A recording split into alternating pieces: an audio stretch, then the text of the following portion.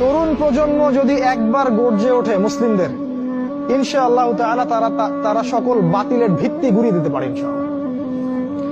তরুণ প্রজন্মের মধ্যেই ছিল খালিদ বিন ওয়ালিদ, তারেক বিন জিয়াদ, এই মানুষগুলা, ওমর ইবনুল খাত্তাব, আলী ইবনে আবি তালেব, যায়েদ ইবনে হারসা, আসাদুল্লাহ, সাদ ইবনে আবি ওয়াক্কাস। এই যে সাহাবায়ে কেরামদের নাম আপনারা জানেন, তরুণ সাহাবী ছিলেন যখন তারা ইসলামের পক্ষে দাঁড়িয়েছিলেন।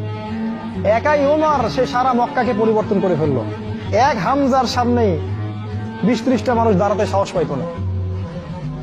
একজন তারেক বিন জিয়াদ, তিনি স্পেন জয় করে ফেললেন মাত্র অল্প কিছু সৈন্য নিয়ে। মোহাম্মদ বিন কাসিম আমাদের এই ভারতীয় উপমহাদেশ জয় করলেন। এখন আপনি মুসলিম হয়ে এখানে বসে আছেন। এই তরুণ প্রজন্মই পারে এই বাতিলের শিকড় উপরে ফেলতে। এই জন্য মাসিহুদ দাজ্জাল এবং তার অনুসারীরা খুব ভালো করে জানে যে মুসলিম তরুণ প্রজন্মকে যদি আমরা আটকাতে না পারি, তাহলে আমাদের ভবিষ্যৎ খারাপ আছে।